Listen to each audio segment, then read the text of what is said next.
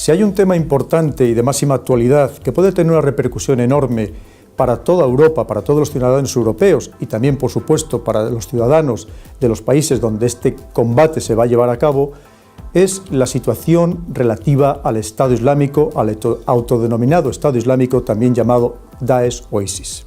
Por eso, en esta edición de Visión Geopolítica, vamos a abordar esta guerra, porque así la ha denominado el presidente Hollande, fruto de los atentados ocurridos en París el pasado 13 de noviembre, y para tratar de las implicaciones geopolíticas que va a tener esta involucración de este combate contra ese Estado Islámico, no solamente de Francia, sino también del resto de Europa, porque hay que recordar que Francia invocó el artículo 42.7 del Tratado de la Unión Europea.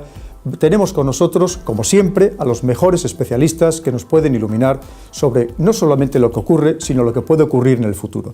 Contamos, en primer lugar, con el embajador Ignacio Rupérez, embajador de España, que es una persona que, además de una grandísima experiencia internacional por sus destinos dentro del mundo diplomático, hay que resaltar que fue embajador en Irak, con lo cual conoce perfectamente ese escenario.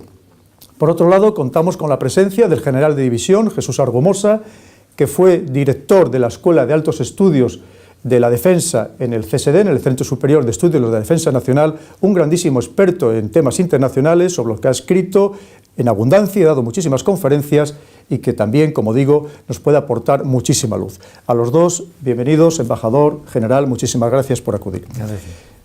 Dicho esto, pasamos a la primera pregunta.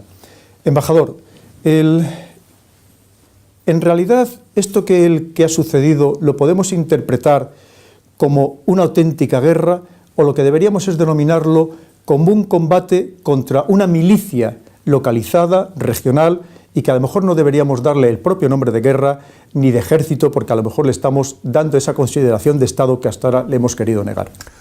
Es una buena pregunta, no fácil de responder. En Oriente Medio, y no solamente en Oriente Medio, en el norte de África, tenemos estados fallidos y no tenemos ejércitos. Tenemos algún ejército nominalmente. Lo que sí tenemos son los estados fallidos, repito, y las milicias. Milicias de todo signo, de carácter sunita, montañés, chiita y un larguísimo etcétera.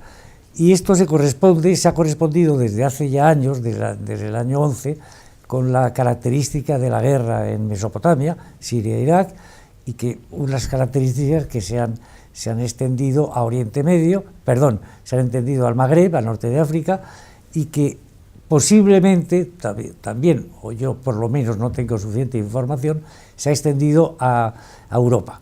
Es la misma guerra, Daesh está detrás de Oriente Medio y de lo que acaba de ocurrir en Francia.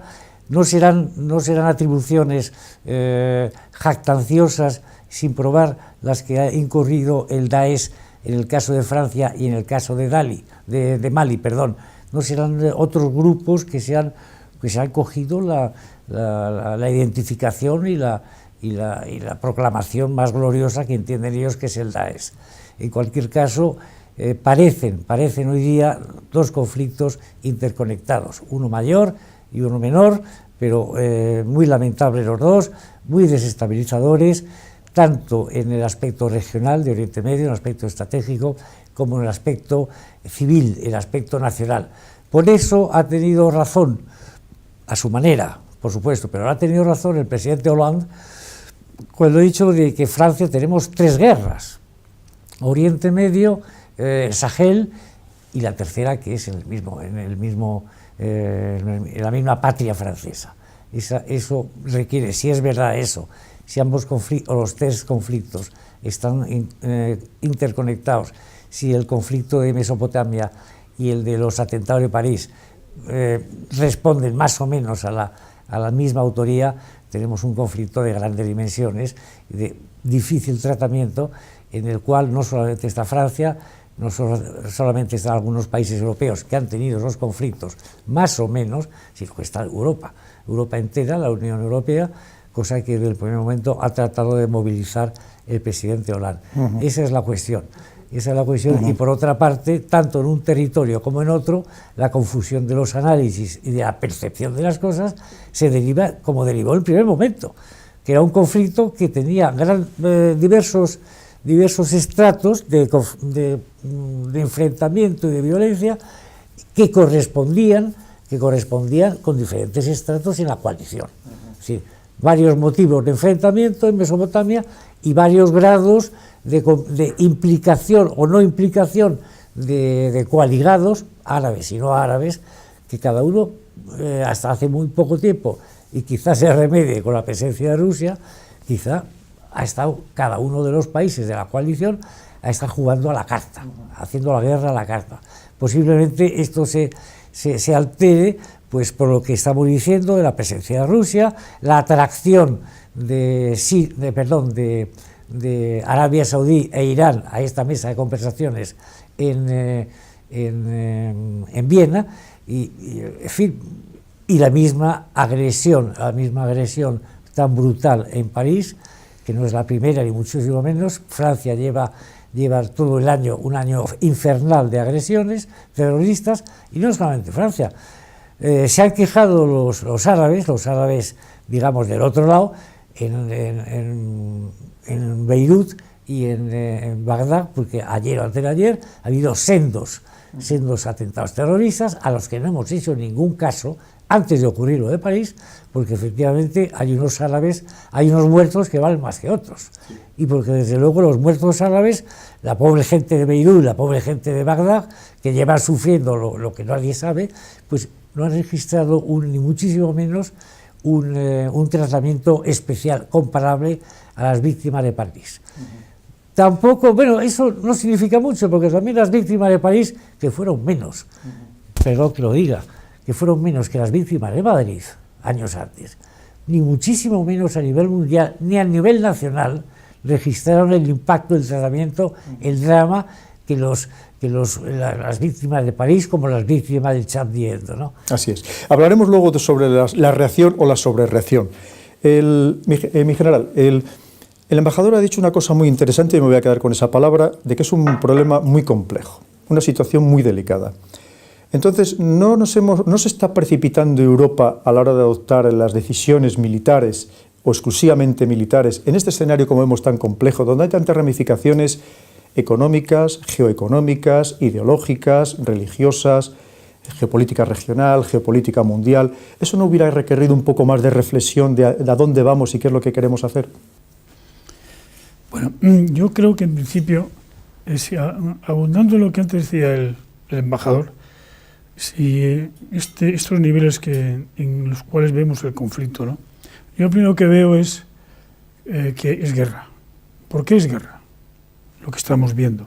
Porque hay un autor que se llama Gaston Butol, que decía hace años que la guerra aparece cuando hay una lucha violenta entre dos estructuras organizadas. Yo creo que el Daesh está organizado. Cualquier grupo terrorista que está actuando tiene ya una organización per se, o está de alguna forma preparado para la violencia, para la guerra, ¿no? En cuanto a la complejidad que habla el embajador, yo veo en este conflicto o en este mundo del Daesh o de la guerra contra el Daesh 3 niveles de actuación. 3 niveles. Un nivel local, Mesopotamia, Siria e Irak. Allí hay una lucha, un montón de fracciones que están luchando entre sí por diferentes intereses y nadie sabe en realidad qué es lo que persiguen, o está todo muy mezclado, y Occidente en general y la comunidad internacional también en general no tiene idea clara de cuántos son y cómo están funcionando, cuáles son sus, digamos, parámetros de partida, qué es lo que persiguen, tanto en Irak como en Siria. Son estructuras tribales, muchas de ellas, son regímenes, uno que sigue siendo autoritario y el otro que lo fue, que la sociedad está acostumbrada a vivir con una presión determinada, ¿no? Pero ahora ellos, yo creo que este mundo de Mesopotamia está viviendo una sensación de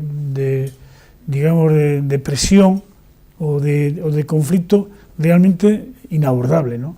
No saben que lo que pasa, me voy hacia Tikrit, vengo hacia Mosul, o me voy a Raqqa. Hay un montón ahí de problemas en este teatro de operaciones que creo que ellos mismos no tienen claro. Hay otro nivel, el segundo nivel, que es el regional. Ahí hay 2 grandes pesos pesados, está Irán y está Arabia Saudí, cada uno liderando las fracciones más importantes del Islam, los chiitas en el caso de Irán y los suníes en el caso de Arabia Saudí. Todos sabemos que Arabia Saudí apoyó a los suníes que estaban luchando hace tiempo ya, contra Bashar al-Assad antes de aparecer el ISIS. Esa lucha de Arabia Saudí era de alguna forma que quiere estar en contra de Bashar al-Assad porque, como todos sabemos, él de alguna forma defiende la tendencia chií, aunque sea alawita, ¿no? Entonces, también está en el fondo de estos dos. ¿Qué hace Irán? Irán apoya a los suyos. Tiene el eje chiita desde Teherán, Bagdad, Beirut, Damasco, y quiere pues marcar su zona de influencia. Ha estado bastante presionada, ha estado ningunada por el mundo, ha tenido un embargo muy fuerte, pero quiere salir a lo que es, quiere ser un actor regional, potente, tiene peso, y entonces está buscando a ver quién es el que, entre los dos está ya la ancestral lucha suní-chií, ellos son los dos protagonistas. Está buscando quién es, ahí está Turquía, también metida como gran potencia de futuro,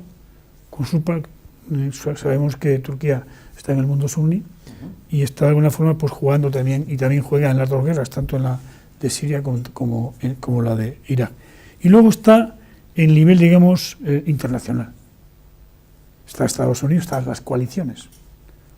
Está Estados Unidos con su coalición, en las cuales están varios países europeos, y está también Rusia, que acaba de aparecer. Estados Unidos ha llevado un letargo durante año y pico luchando con ataques aéreos contra el Daesh.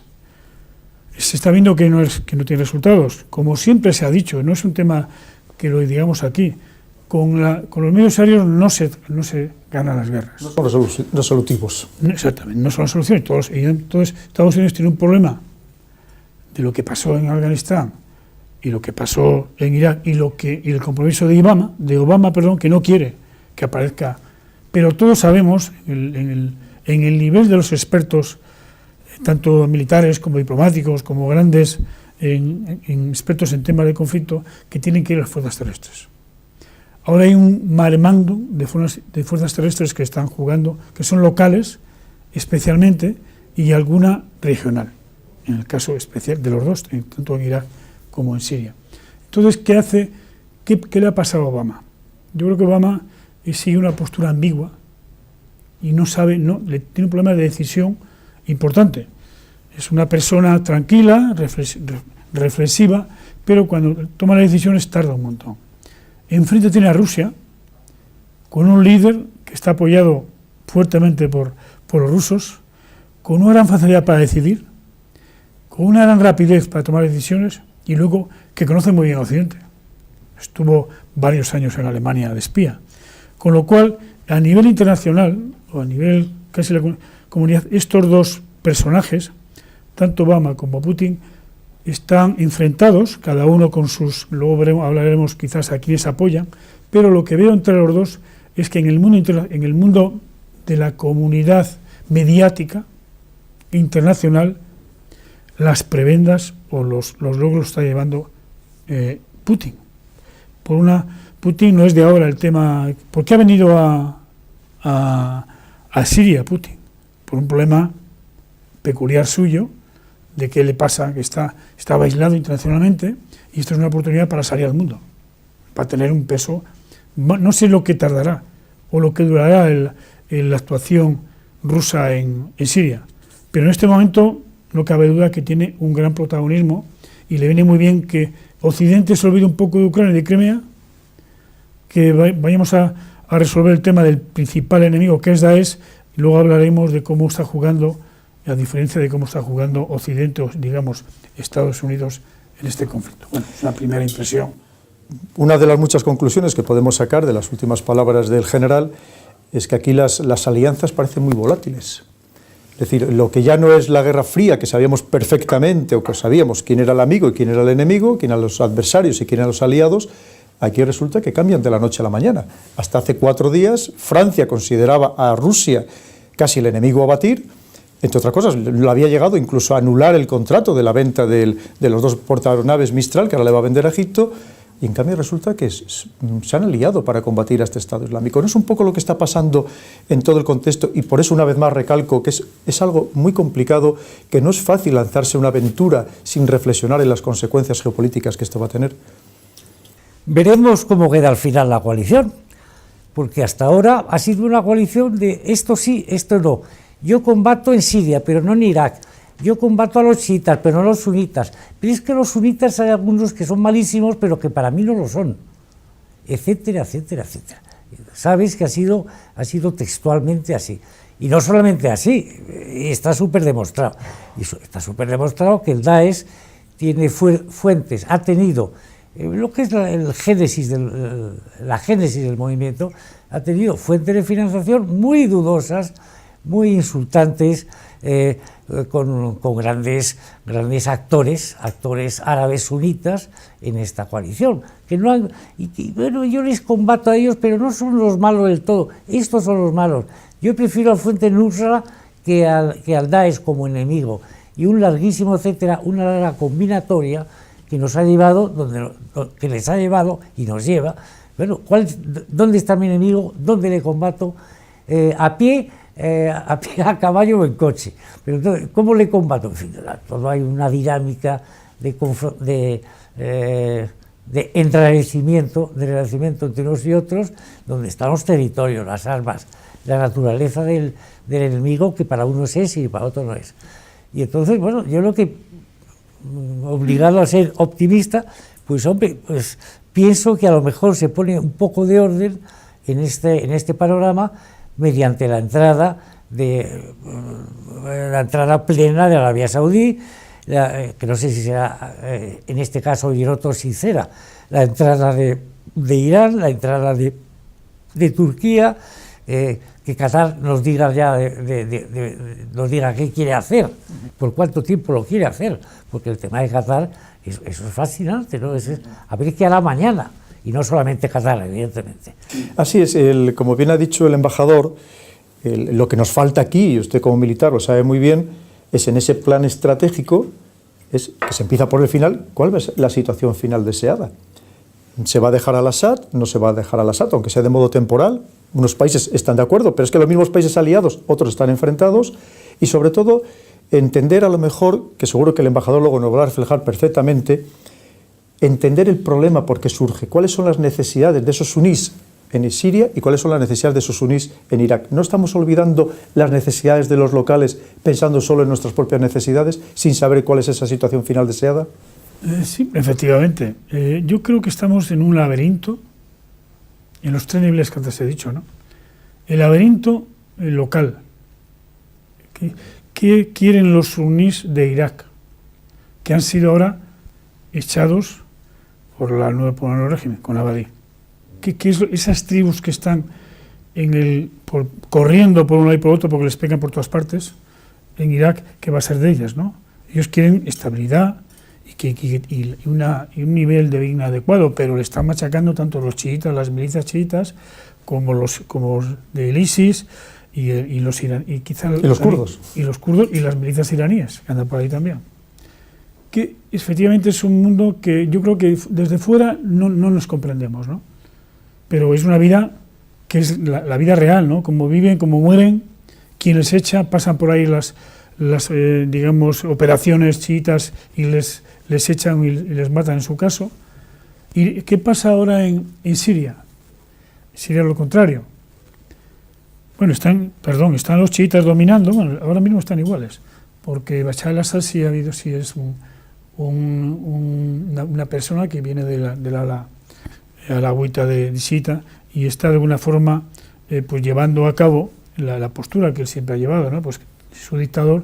¿Y qué hace el pueblo sirio? Que hay cristianos, hay ortodoxos, hay drusos, hay sunníes, por supuesto. ¿Cómo está eso? ¿Qué quiere cada uno de ellos? No se sabe. Yo creo que los gobernantes, le pasa igual que en Irak, ¿no? Lo último, y conforme me subo más arriba, el problema es peor. Yo quiero pensar que lo que está sucediendo en este teatro es que hay muchos intereses distintos. Ya hablaba antes el embajador de las coaliciones. Nos preguntamos, hay dos coaliciones ahora, la de Estados Unidos, dicen que más de 60 países, pero que intervienen 8 o 10, creo que son 10, y la de Rusia. Rusia está con Siria, está con Irak y está con Irán. Ahí hay, por no decir Hezbollah, ¿no? Entonces, ¿qué es lo que quiere hacer Hollande? Está jugando. Antes decía el moderador que se ha ido, que si nos estamos precipitando. Pienso que sí. Pienso que ese juego de viajes entre Cameron ayer, hoy se va a Estados Unidos, mañana ve a Merkel y por la noche ve a Putin, es un juego muy peligroso. Porque lo que trate con Cameron, que ha hecho ayer, y lo que hoy trae con Obama, seguramente que serán posturas distintas a los que mañana hable con Putin seguro. Entonces, ¿cómo va a jugar él? ¿Con qué prerrogativa? Lo hablo en términos cariñosos. Se va ahora moviendo al mundo queriendo crear una coalición internacional sabiendo que hay posturas enfrentadas entre una coalición y la otra. Irán y Rusia quieren mantener a Bashar al-Assad, por ejemplo, y ni los americanos, ni los británicos, ni los franceses quieren que siga Bashar al-Assad. ¿Cómo veo el futuro? Sí que lo hablamos más tarde, pero tiene que ser si es que se hace, luego veremos a ver qué condiciones hay que poner para que sea aceptable tanto por Estados Unidos principalmente y por Rusia, porque son los dos líderes. Aquí no nos dejemos de... La realidad es que será lo que marque Estados Unidos y Rusia. Uno, como he dicho antes, con un plan potente, tiene una forma potente de definir, es fácil, además está actuando mucho más fuertemente que el otro. Yo creo que la coalición rusa, entre Rusia y Siria, Siria tiene tropas en el terreno y Rusia está apoyando, están haciendo una labor muy intensa contra el Daesh, el Daesh, y hago la observación, y los grupos rebeldes. Quizás la prioridad, no lo digo, ha entrado a saco y manda misiles desde Rusia, aparte del Mar Caspio, o sea que Rusia está empleando ahí mucho armamento, mucha munición, digamos, entre comillas, ¿no?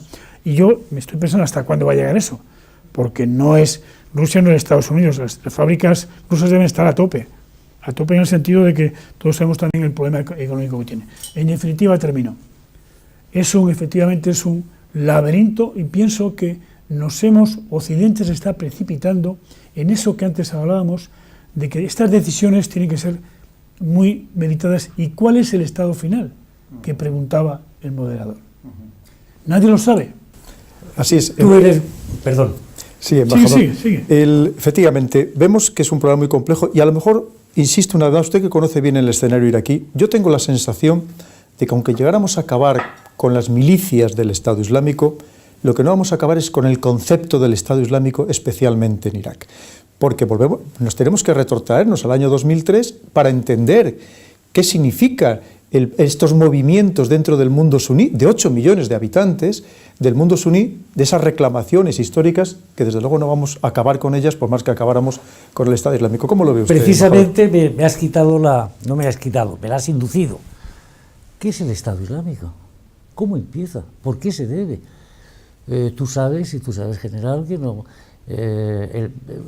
antes del año, poco después de la invasión del año 3 por los Estados Unidos en Irak, poco después, el 5 o 6, comienza, dado el descontento, el nivel de insurgencia, de insatisfacción, de frustración que crea en el Estado iraquí, en Irak, un Estado que se ha visto probado, una nación que se ha visto privada de Estado, porque los americanos destruyen el Estado, destruyen el partido, destruyen el ejército. Todo eso crea un flujo y un reflujo de descontentos, llámales insurgentes, revolucionarios, antiamericanos, etcétera, etcétera, etcétera, que van a confluir al norte, que van a confluir a la provincia de Anbar, una provincia muy grande, en manos de tribus, que siempre ha estado gobernada por tribus, y lo siguen estando, más que nunca, y poco a poco se van concentrando en las dos famosas ciudades, Ramadi y Fallujah. La pierden los americanos, la recuperan, no sé qué, hay un baile, y a partir del año 12 toda esa masa que está en el norte de Anbar, en la provincia de Anbar y en torno a las ciudades, se desplaza hacia arriba. Ya no hay fronteras, es Mesopotamia ya. Se desplaza hacia arriba hasta que en junio del 13 ya declaran y tal, y ya se constituyen. ¿Qué es el Daesh? ¿Es un movimiento terrorista o más bien, o al mismo tiempo, es una insurrección sunita? Una guerra civil intestina. Ambas cosas tiene el fenómeno. Movimiento terrorista de altos vuelos, de altas ambiciones, e insurrección sunita, porque al mismo tiempo en Bagdad hay un feroz gobierno chiita muy sectario de Nuri al-Maliki, que les ha arrinconado, les ha echado del ejército, de la administración, etcétera, etcétera. Ellos confluyen, llegan a donde llegan, y ahora el origen realmente simple y fácil de explicar, que es lo que estamos intentando hacer aquí, del Daesh, es esto. Luego ya viene la guerra civil siria, y entonces lo que habláis los militares, eso ya adquiere una profundidad estratégica y polémica y conflictiva, digamos, inexorable. Claro. Entonces, en general, efectivamente, a lo mejor no sé, el problema es que se va a combatir, Europa va a combatir a las milicias del Estado Islámico, pero en paralelo está combatiendo a una parte muy importante de la población suní. Eso no puede soliviantar a otros estados donde la mayoría es suní, y en algunos casos estamos hablando donde se practica un Islam muy riguroso, muy estricto, muy rigorista, que a lo mejor puede provocar una convulsión en toda esa región y por tanto expandirse por otras partes del mundo. Hombre, esa región efectivamente es la más importante desde el punto de vista de hidrocarburos. Eso, porque todavía gran parte de la comunidad internacional está abasteciendo en un 40%, creo que es, de Oriente Medio, ¿no? Hay un tema que sí antes decía el embajador, que es el tema de que tú preguntabas, ¿qué es el Daesh, no? El Daesh es un relato, una narrativa, también. Aparte de que es un grupo terrorista, está claro, yihadista terrorista, y es un protoestado, y jugando con el derecho internacional no reconocido, pero es ahí. Tiene unas componendas especiales, ¿no? Porque tiene fuerza militar importante, que parece que no, pero tiene un material recogido especialmente, fundamentalmente de Irak, que está llevando a cabo contra las otras milicias y se la está yendo por delante, ¿no? Todavía el ejército iraquí, que habrá que dar otra vuelta, habrá que poner en condiciones. Lo que decía el moderador de si está convulsionando esto, yo creo que en el fondo de Oriente Medio está el cisma islámico. El gordo. Esta es una nueva guerra civil entre musulmanes. Todo eso no lo vamos a eliminar. Eso pasaremos y seguirá. Fitna. Y en los séculos secularon. Ahora, ¿cómo aguantamos? ¿Cómo Europa?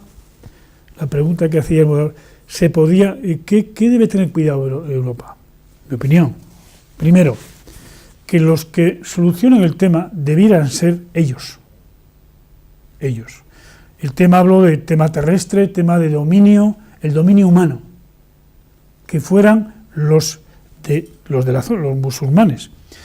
Europa puede ayudar a algunos musulmanes siempre que respeten esos derechos o valores que andan en el mundo democrático. No es fácil, porque como bien sabe el embajador, el meter e introducir en Irak una democracia cuesta mucho. Es un mundo de clanes, y yo he estado en Guinea Ecuatorial, algún día lo diré, y es difícil que esa sociedad tú la hagas cambiar de tu jefe quién es. Dice, no, tengo que elegir a un jefe que es presidente, es complicado. Luego le pasa lo mismo que en Siria, en otro digamos, espectro, otro escenario, pero Europa yo creo que tiene que ir, primero, tiene que ir apoyando la legalidad internacional, una legitimidad internacional. Yo creo que la ONU tiene que decir aquí algo, ahora es que están reunidos o que están moviendo, cualquier cosa que se haga allí tiene que estar legitimada y no meterse, mi opinión, no sé lo que saldrá, en el campo terrestre. Hablo de la milicia en este caso, ¿no? Tiene que hablar de la diplomacia. A mí me gustan las conversaciones de Viena que ha habido hace unos días.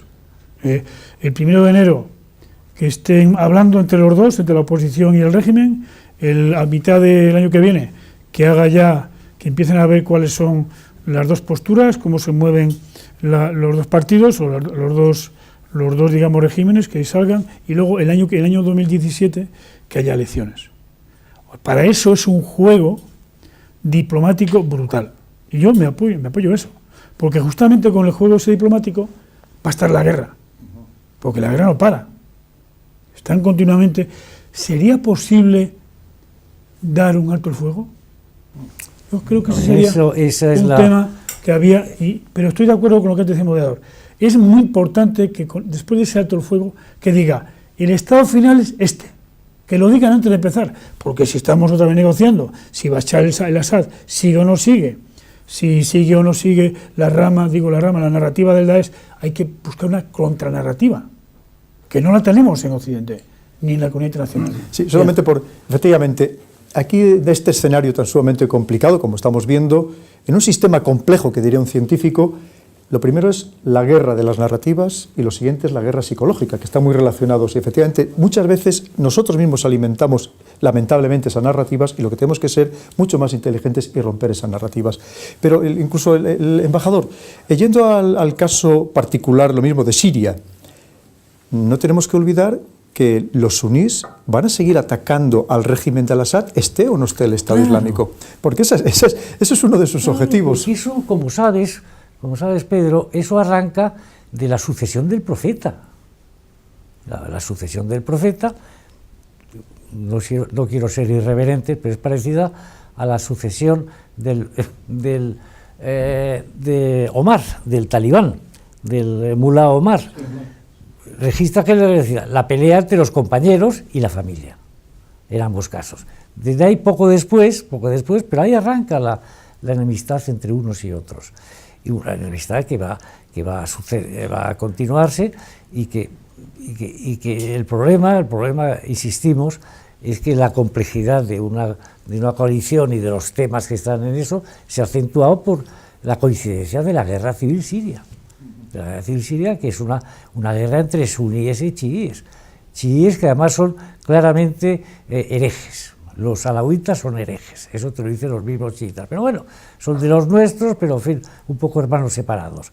Pero bueno, es la misma historia o parecida. La coalición, pues perdonadme la pedantería, ¿y por qué no hablamos de la coalición de la guerra de los 7 años?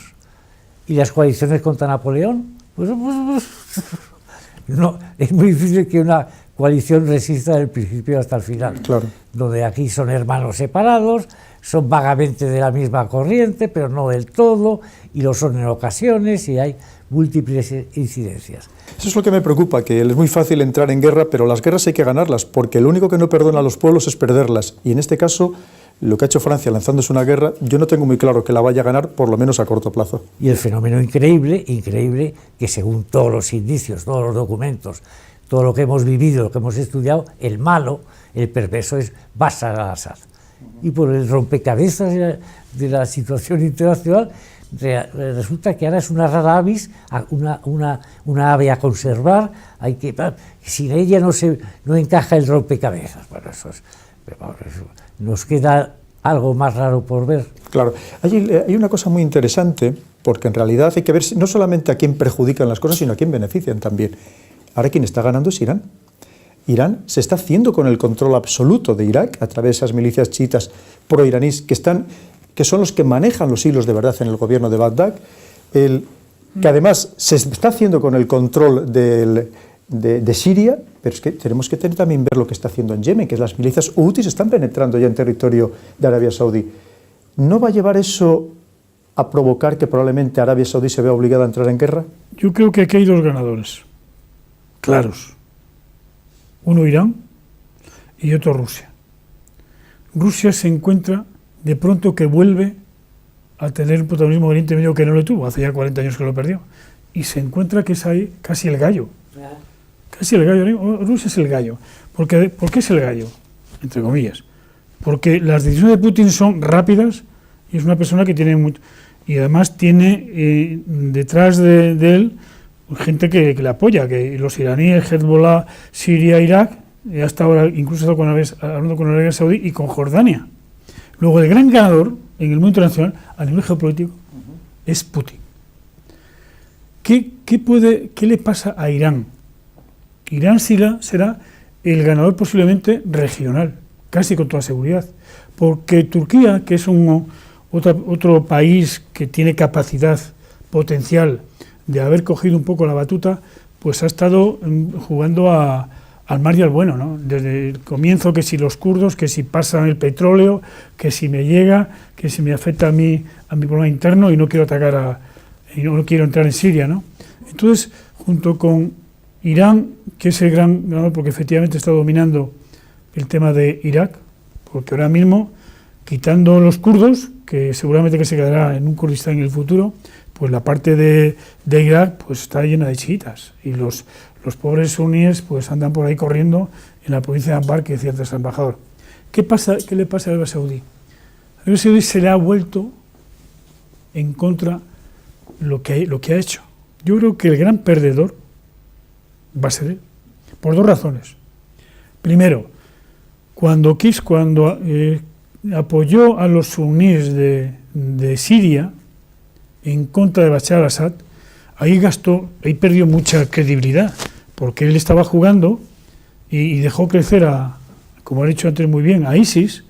Pues ahí él se ha equivocado, y ahora mismo creo que todavía seguramente que a los rebeldes suníes le está llegando algo dinero. Entonces es un error grave. Y otro error grave, mi opinión, es que se haya convertido en el líder de esa coalición que está pegándole a Yemen, que no efectivamente, en la geopolítica del teatro de Oriente Medio, Irán está jugando, rodeándole a Arabia Saudí, pero creo que jugó malas cartas a Arabia Saudí.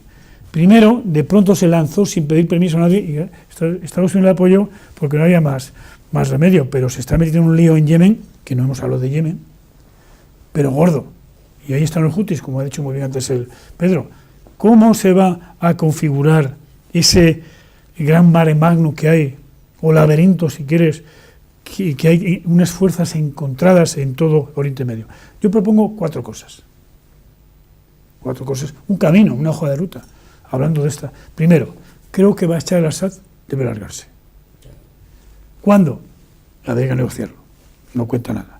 Segundo punto, creo que hay que evitar a toda costa la financiación del Estado Islámico, que ya ha dicho muchas veces Pedro, esos camiones que por qué no los hemos atacado antes, ¿no? O están cayendo todos los días 500, 400, 300 camiones de petróleo.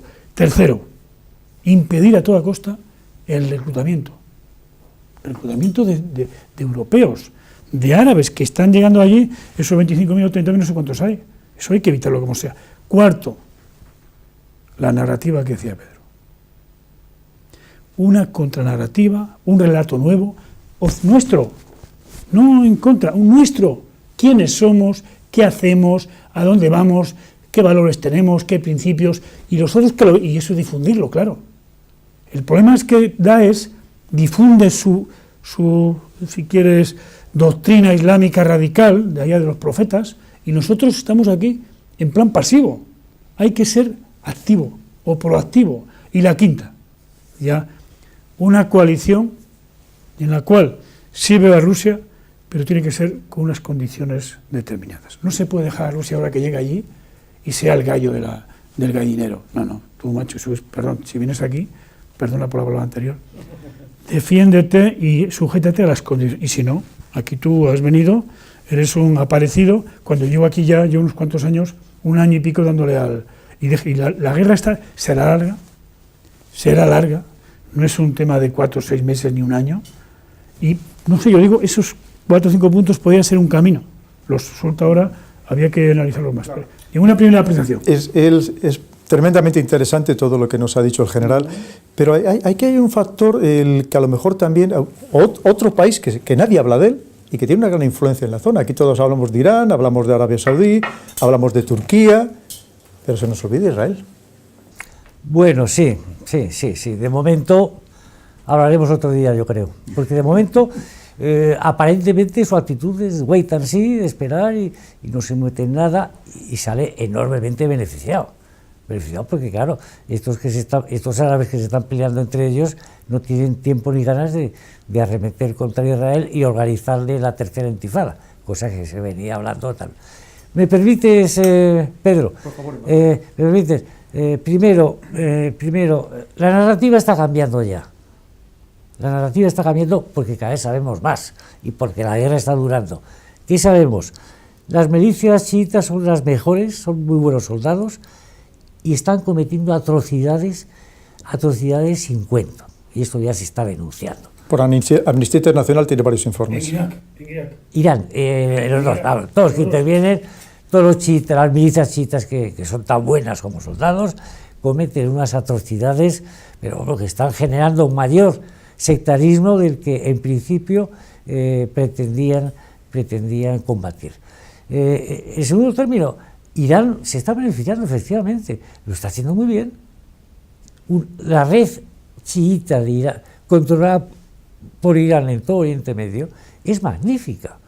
En cualquier sitio, incluso en Arabia Saudí, como sabéis muy bien, tiene su ciudad, tiene su mezquita y tal, en Bahrein, acuérdate, tiene comunicación entre ellos y tal. Luego, el presidente Obama, con razón o sin ella, tenía mucha razón, en lo cual hemos echado de menos siempre, que los árabes se ocupen de sus propios problemas y provean a su propia seguridad. Se habló de una especie de OTAN árabe, tal, una Santa Alianza árabe, que se llama una Santa Alianza sunita, evidentemente. ¿Y Arabia Saudí qué hace? No hace nada. Arabia Saudí no puede hacer nada. Y los del Golfo, los países del Golfo, lo que sí se pueden hacer, y tienen dinero de sobra, es gastarse, ir a la tienda de armamento y gastarse la última bomba, el último avión y tal. No tienen soldados, no tienen capacidad para formar un ejército. No sé quién lo dijo, que me hizo mucha gracia y tenía razón, lo dijo alguien, no yo. No, la única fórmula que existe es un ejército de los que tienen dinero, los del Golfo, y los que tienen hombres. Egipto, ya está. Sí, pero Egipto hasta ahora se ha negado a poner tropas terrestres. Incluso las dos cosas igual sale, pero es dos. Incluso en Yemen. Sí, efectivamente. Hablábamos en general de que efectivamente, perdón, embajador, de que efectivamente la aviación es absolutamente necesaria en la Fuerza Aérea, en los conflictos modernos, pero no resolutiva. La resolución suele venir, lo necesario suele venir a través de fuerzas terrestres. Es complicado también ahí llevar fuerzas terrestres, aunque son necesarias evidentemente, por el problema de que se puede magnificar el conflicto, porque precisamente lo que quieren los extremistas islamistas es decir, que nuevamente vienen los cruzados a ocupar los territorios sagrados históricos de los musulmanes. Bien, entonces se está actuando a través de terceros, de los kurdos. No estamos apoyando indirectamente a organizaciones terroristas consideradas así por todos los países del mundo, como es el PKK kurdo o a Hezbollah, también considerado como una organización terrorista por todos los países del mundo. No estamos enquistando el conflicto, es decir, al apoyar a estos grupos, ¿no estamos enquistando el conflicto para muchos años? Bueno, yo recuerdo cuando los americanos crearon la guerra delegada allá en Irak, en Afganistán. ¿Os acordáis? Guerra delegada a los uzbecos y a varios, ¿no? En Al-Mansur estaba todo. Efectivamente estamos creando, apoyando a grupos cuyas metas no sabemos muchas veces, porque una cosa que nos falta es información clara en esta zona. No hay prensa libre y lo que nos llega de Siria es muy raro, en Irak todavía, pero no sabemos datos exactos de cuánto tiene el régimen sirio, cuántos soldados tiene, o a la frente de Al-Nusra cuánto es el Asra-Esesán o el ejército libre sirio, no sabemos, estamos un poco perdidos, ¿no? Entonces cuando jugamos a hacer guerras delegadas es muy complicado a quién le das tú la delegación y qué persigos va a hacer y qué es lo que persigue. Decía antes el moderador que los americanos tienen dos grandes traumas, efectivamente Irak y Afganistán, pero también es verdad, con lo que le dice Obama, que está el tío pervertido, entre comillas, por enviar gente a esa zona. Obama envió me parece que a Corea 500.000. Obama no, Estados Unidos, la guerra de Corea. A Vietnam 300.000. A la guerra de Irak de hace apenas 10-15 años, 400.000.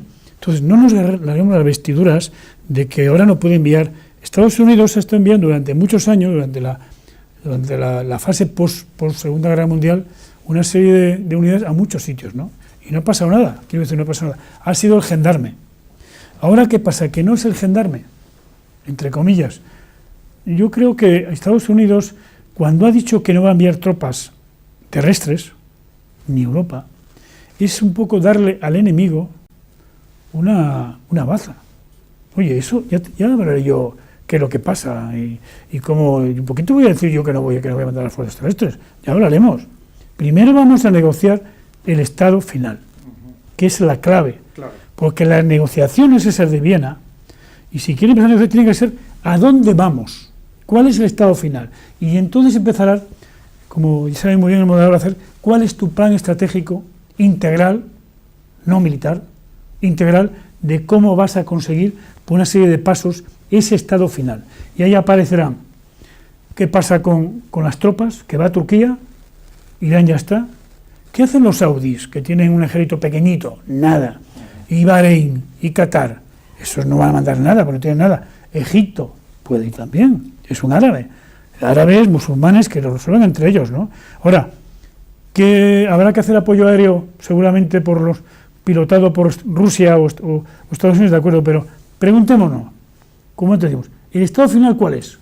De acuerdo. Ahora, vamos a hacer entonces un plan para ir poco a poco cómo llegamos a ese estado final. Negociaciones, condiciones a los diferentes actores, porque no puede ir a uno por libre, no, usted puede hacer esto y llegar hasta aquí, pero decirlo a Estados Unidos, que no se haga que no se haga el malo no, el mayor herido, no, si hay que invertir ahora 3.000 militares de instrucción allí, preparación en Irak, ¿qué me cuenta? Y tiene también gente en Siria, también los tiene, igual que los rusos. Los rusos también tienen los medios aéreos, pero también tienen tropas terrestres, o sea, ¿para qué nos vamos a engañar? Entonces, vamos a buscar las fórmulas y no pongamos impedimentos. Lo que sí hay que hablar muy bien con el mundo musulmán, que es un problema suyo, primero, que tienes que ser tú que eres el que resuelva el conflicto regional que hay en tu área, y luego pídenos apoyo, pero con unas condiciones determinadas, y no queremos meternos en tu problema interno, ¿no? Por ahí están los tiros, y luego no regalaremos nunca, nosotros, no están allí, el problema suní-chiita. Estoy de acuerdo con eso. Allí es interesante porque una de las conclusiones que ya vamos extrayendo es que la vía militar no es la solución exclusivamente. Probablemente yo quiero referirme al ejemplo de la Primera Guerra Mundial, donde, por cierto, un atentado es lo que provoca el inicio de la guerra, y hay muchos libros posteriores, incluso del príncipe von Bülow, diplomático, en el que acusa a la diplomacia de haber fallado, de no haber puesto coto en los primeros momentos a ese inicio de la guerra. Usted no está de acuerdo, a lo mejor, embajador, en que lo que hay que hacer es presionar desde el punto de vista militar, pero para lograr que todas las partes se sienten a negociar. Y cuando digo todas las partes, no nos debemos olvidar del régimen de Al-Assad, que no ha estado en las negociaciones de Viena, e incluso esos líderes sunís, tanto sirios como iraquíes, sentarles también a la mesa, porque si no, no se va a solucionar el problema. Eso es evidente, esa es la solución ideal. En los Estados Unidos lo que no soportan más es esa diferencia tan rotunda y abismal entre el triunfo militar innegable y el fracaso político innegable también.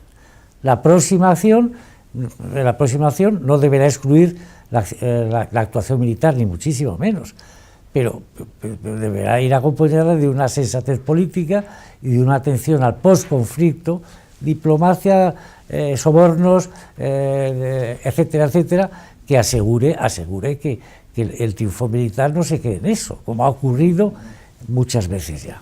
Sí, lamentablemente tenemos el caso de Libia, un fácil triunfo militar y un desastre social. El caso de Libia es sangrante, como hemos cometido, digo hemos, porque bueno, hemos cometido tan rotunda equivocación en Irak 2003 y en Libia pocos años después, cometemos el mismo error, cargarnos el Estado, y además de qué manera, en el caso de Gaddafi, linchado como un perro en la calle, pero bueno, ¿cómo hemos cometido eso? Pues se ha cometido y yo creo que la próxima solución deberá ir precedida o acompañada de una autocrítica occidental muy seria y muy asumida, europea y norteamericana, que eso es algo que nos clama al cielo. Yo creo que tenemos que ser más humildes en esta vida. Yo recuerdo no sé si viste la película El Lahore derribado. Claro. Cuando estaba hablando el líder somalí con el jefe americano, le pregunta, dice el americano, esto es un desastre, esto de Somalia, aquí cada uno hace lo que queráis, vais para allá, para acá, no hay quien mande, esto no puede ser. Y le dice el somalí, oiga, usted, general, ¿por qué viene usted aquí? Déjeme mi pueblo en paz. ¿Usted quién es usted? ¿Es algún dios usted? Déjeme vivir en paz, ¿no? Luego hay que ser eso muy humilde. Entonces, de autocrítica y hay que llevar, no pueden imponer los grandes poderes las condiciones, no. Y ese es el cambio narrativa del que hablábamos. Claro, sí, efectivamente, y hay que ser humilde en el asunto, es decir, vamos a ver, que yo no soy el tío Sam, no, soy una persona normal que quiere solucionar este conflicto que lleva ya un montón de muertos. Vamos a buscar las condiciones sencillas para que toda la gente pueda vivir en paz, ¿no? Y vamos a marcar ese... Tú antes decías que no era contraofensiva lo de la narrativa, pero yo veo que la narrativa o el relato que tenemos que presentar tiene que ganar las mentes y los corazones. Y tiene que ver, y sin atacar al Daesh, no, vamos a ver, esta es mi narrativa, y esto que sepáis, somos nosotros esto es la comunidad internacional.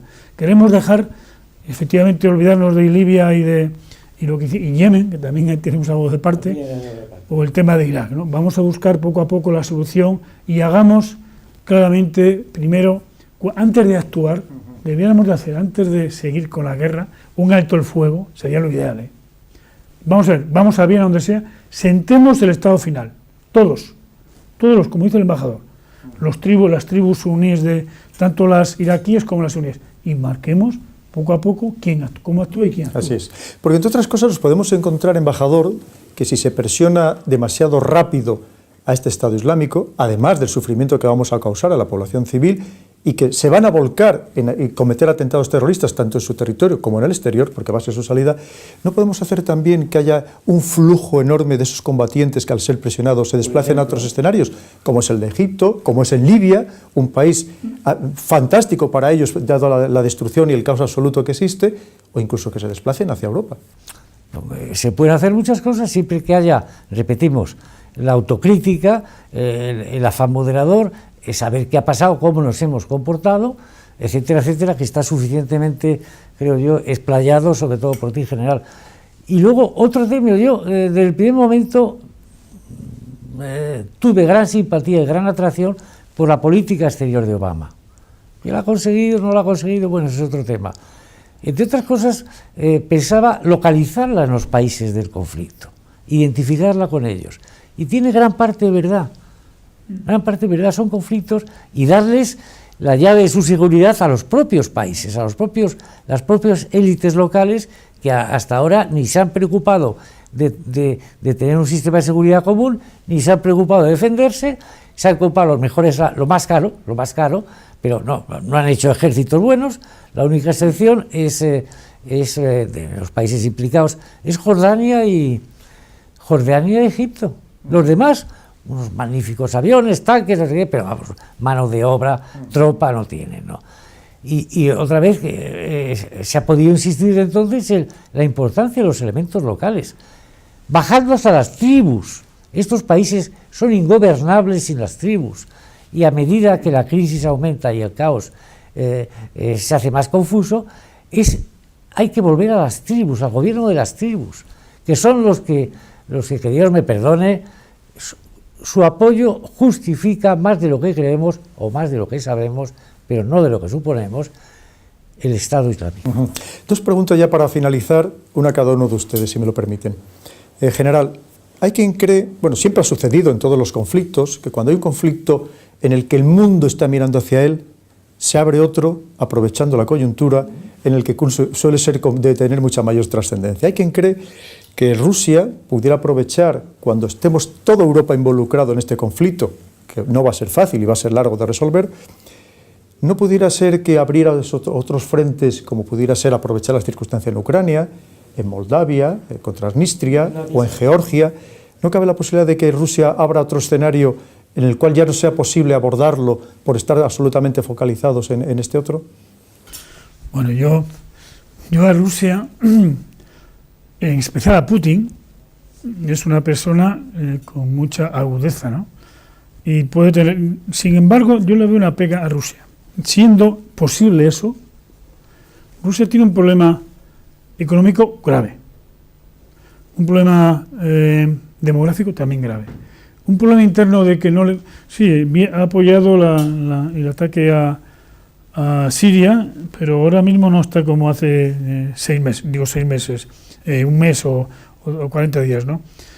Para Rusia, yo creo que el principal objetivo de Rusia, al ir aquí, era que le dejasen mover tranquilamente su zona de influencia. La clásica. Ucrania, Crimea, Georgia, por ahí, que le den, que se olvide el mundo de eso. Y que de algunos, porque también está en cuestión Odessa o Moldova, como tú bien dices, ¿no? Ahí también hay rusos. Lo de seguir, yo creo que el primer objetivo también de Rusia aquí es, aparte de la zona de influencia, que la ha perdido entre comillas, porque está queriendo, también es que quiere, porque sin duda todos sabemos que Putin es un vanidoso en el sentido de que siempre está mirando lo que fue la Unión Soviética. Él quiere buscar otra vez el protagonismo que ha perdido, se ha perdido durante unos años, y no olvidéis que tiene un gran problema con China en el sentido de está muy sujeto a los hidrocarburos que quieren ir por esa zona asiática, por allá por Siberia a China, pues me parece que no sé cuándo se llevará a cabo esos millones, esas firmas de millones de contratos, ¿no? Bueno, termino. Yo creo que eso que te preguntas pudiera ser, pero no lo veo posible. Pero no lo descarto, ¿eh? Pero, repito, lo más importante para Putin son 2 cosas. Que le dejen moverse en su zona de influencia, y lo está consiguiendo porque ya de Crimea no habla nadie, lo cual hay que bajarse, salvo los americanos de vez en cuando. Pero ya Europa se ha olvidado de Crimea, como antes decía el embajador. Y luego reconocer otra vez ese papel internacional que sabéis que le están ofreciendo que venga otra vez al G8. Por ahí va Putin. El volver a otra vez a lo que sí creo que va a tener, que posiblemente aquí Europa es una de las que más va a perder, porque la está debilitando demasiado. Estamos mandando por diversos países, pero lo que es la Unión Europea no lo veo por ninguna parte. Veo a Francia, veo a Holanda, veo a Dinamarca, a Bélgica, ahora también al Reino Unido, pero ¿dónde está Europa? También otra debilitada. Otra, igual que le va a pasar a Arabia Saudí. Yo creo que en 2 niveles distintos Arabia Saudí será perjudicada en este mundo que estamos viviendo, y la otra posiblemente sea Europa, como no despertemos. Efectivamente, yo coincido que una vez más la imagen que estamos dando a la Unión Europea no es la mejor. ¿Dónde están las instituciones europeas? ¿Dónde están los líderes europeos? Porque al final todo se está resolviendo a otros niveles. Embajador, ya la última pregunta para usted. Siguiendo la línea con lo que nos acaba de decir el general, hay quien cree que en realidad todo esto nos estamos fijando en los árboles, pero que no estamos viendo el bosque. Y que el bosque, a lo mejor, el objetivo final sea esos gobiernos musulmanes rigoristas, que al decir de muchos, incluido de Putin, han sido los que han propagado y fomentado el extremismo religioso musulmán en el mundo, que en algunos casos ha provocado la generación de terroristas islamistas. Y hay quien cree que va dirigido contra ellos, que esto al final es una operación de gran envergadura. Y fíjese, los últimos datos económicos de ayer que me daban de Arabia Saudí son estremecedores. Arabia Saudí, antes de empezar el conflicto, hace 2 años, tenía, junto con Noruega, tenía el mayor fondo soberano del mundo. Estábamos hablando de 1 billón, de los de verdad, de 1 millón de millones de dólares. Parece ser que ya va por la mitad. Parece ser, por lo que dicen, si siguiera este ritmo, teniendo en cuenta que había hecho todos sus planes económicos a más de $100 el barril, ya llevamos 2 años a 50, y en los últimos meses está bajando incluso a 40, parece ser que es insoportable para la situación y que en 2 años entraría en bancarrota. Esto recordemos que le pasó a Irán en la guerra de Irán-Irak, precisamente se lo hizo fomentado, lo hizo Irán, Arabia Saudí, instado por otros países. No podemos estar en una guerra geoeconómica, además de una guerra militar, que lo que se pretende es debilitar a estos países para que dejen de expandir el fundamentalismo religioso por el mundo. Pues puede ser, puede ser. Yo en conspiraciones no creo. No creo, lo que sí creo que el caos, el desorden, está asegurado por muchos años, por lo que tú dices, el conflicto militar, por razones que sean, la mayor divergencia política para unos países, especialmente Arabia Saudí, que es un país feudal y teocrático, y más aún por las tensiones que ha generado la primavera árabe, que no han triunfado, de acuerdo, pero no se han extinguido, no se han ido por otra parte ni se han suprimido para siempre. En los años que parecía que había esperanza en cuanto a la realización de las tensiones provocadas por la primavera árabe, pues la gente ha perdido el miedo, la gente ha salido a la calle, ha habido un espectáculo de jóvenes, de chicas, de chicos, lanzados, sin líderes, sin programas, pero lanzados a la protesta. ¿Por qué? Por lo que ha padecido el mundo árabe desde tiempo inmemorial, y que es en buena parte la causa de su cerrazón, de su fracaso, de su inmovilismo. Qué peligros la dictadura, la corrupción, las élites opacas, las justificaciones pseudo-religiosas, pseudo-políticas para mantenerse en el poder, el rechazo a cualquier forma, por mínima que sea, de la democracia, la mala gestión económica y un larguísimo etcétera. Todo eso, la espita que se abrió en el año 10, que luego estuvo abierta algún tiempo, proporcionó esperanza algún tiempo, luego se cerró a sangre y a fuego, eso se abrirá cualquier día. En el caso de Arabia Saudí, pues, es que es un país que Dios me perdone, pero que son unos vagos.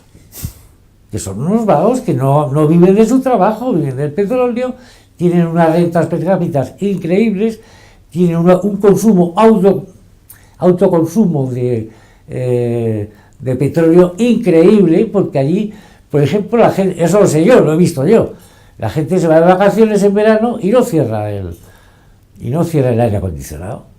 Ya está. Pero bueno, es el problema del autoconsumo. Es un país ocioso, relativamente también, bueno, hay unos menos ociosos que otros, ¿no? Es un país que vive de sus rentas, que no tiene disciplina social, que sigue con la pena de muerte, que a la mitad de la población, la mitad productiva de la población, que son las mujeres, las tiene como las tiene, y un larguísimo etcétera. Si es un problema sistémico en todos los países, uno más que otros. Uno más que otros. Jordania no es Arabia Saudí, y Arabia Saudí no era Irak, ni muchísimo menos, etcétera, etcétera. Creo que el desorden está asegurado por muchos años y por conceptos distintos que pueden ser explicables y auténticos, y lo peor aún, que se pueden juntar entre ellos y crear una sinergia conflictiva terrible de detener y encauzar. Pues muchísimas gracias, embajador general. Una vez más, como han visto, les hemos ofrecido las opiniones de los mejores expertos, como no puede ser de otra manera, en este problema tan sumamente complejo, delicado, que tanto nos afecta a todos directamente y que, como hemos visto, la solución no es sencilla. Por eso hay que buscar soluciones imaginativas, para que este problema con tantas aristas poderlas pulir entre todos, y muchas veces empezando por la vía diplomática, porque está claro que la solución militar por sí misma no va a ser la única que resuelva este conflicto tan sumamente importante en el que Europa ahora mismo se encuentra inmersa. Una vez más, les damos las gracias a todos ustedes por vernos, por escucharnos, y sobre todo pedirles pues que si tienen algún comentario que hacernos o si quieren que hablemos sobre algún aspecto concreto, como les digo otras cosas, estamos a su disposición para poderles resolver todas aquellas dudas que se vayan planteando. Muchísimas gracias.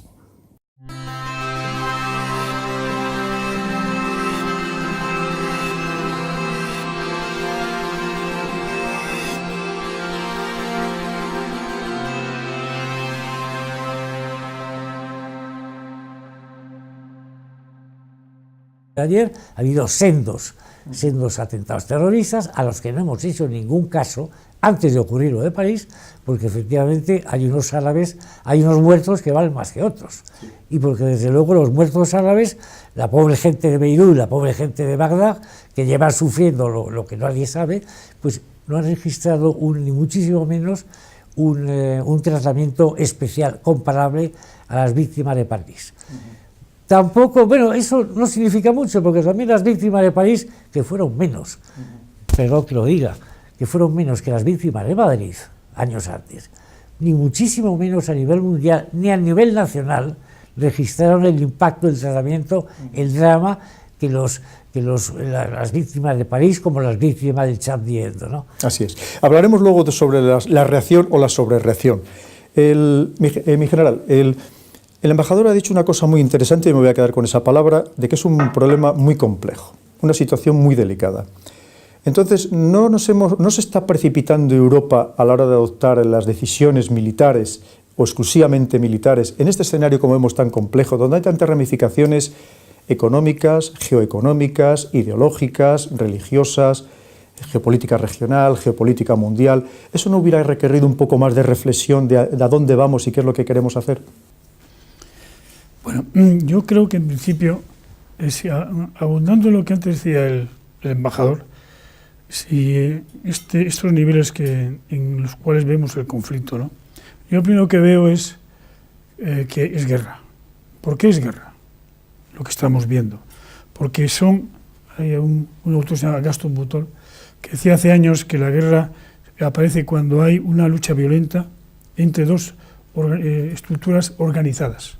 Yo creo que el Daesh está organizado. Cualquier grupo terrorista que está actuando tiene ya una organización per sí, luego está de alguna forma preparado para la violencia, para la guerra, ¿no? En cuanto a la complejidad que habla el embajador, yo veo en este conflicto... Y la tercera, que es en la misma patria francesa. Eso requiere, si es verdad eso, si ambos conflictos, o los tres conflictos están interconectados, si el conflicto de Mesopotamia y el de los atentados de París responden más o menos a la misma autoría, tenemos un conflicto de grandes dimensiones, de difícil tratamiento, en el cual no solamente está Francia, no solamente están algunos países europeos que han tenido esos conflictos más o menos, sino que está Europa entera, la Unión Europea, cosa que desde el primer momento ha tratado de movilizar el presidente Hollande. Esa es la cuestión. Y por otra parte, tanto en un territorio como en otro, la confusión de los análisis y de la percepción de las cosas se deriva, como derivó en el primer momento, que era un conflicto que tenía diversos estratos de enfrentamiento y de violencia que correspondían con diferentes estratos en la coalición. Sí, varios motivos de enfrentamiento en Mesopotamia y varios grados de implicación o no implicación de coaligados, árabes y no árabes, que cada uno, hasta hace muy poco tiempo, y quizás se remedie con la presencia de Rusia, quizá ha estado cada uno de los países de la coalición ha estado jugando a la carta, haciendo la guerra a la carta. Posiblemente esto se altere pues por lo que estamos diciendo de la presencia de Rusia, la atracción de Arabia Saudí e Irán a esta mesa de conversaciones en Viena y la misma agresión tan brutal en París, que no es la primera ni muchísimo menos. Francia lleva todo el año un año infernal de agresiones terroristas, y no solamente Francia. Se han quejado los árabes, digamos, del otro lado, en Beirut y en Bagdad, porque ayer o anterior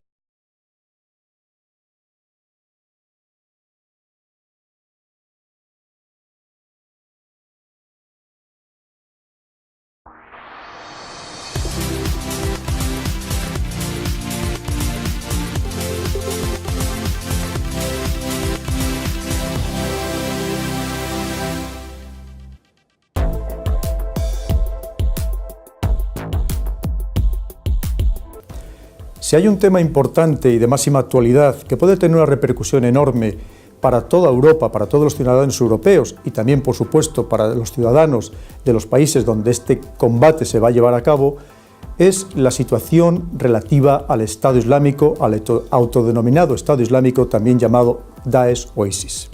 Por eso, en esta edición de Visión Geopolítica vamos a abordar esta guerra, porque así la ha denominado el presidente Hollande, fruto de los atentados ocurridos en París el pasado 13 de noviembre, y para tratar de las implicaciones geopolíticas que va a tener esta involucración de este combate contra ese Estado Islámico, no solamente de Francia, sino también del resto de Europa, porque hay que recordar que Francia invocó el artículo 42.7 del Tratado de la Unión Europea. Tenemos con nosotros, como siempre, a los mejores especialistas que nos pueden iluminar sobre no solamente lo que ocurre, sino lo que puede ocurrir en el futuro.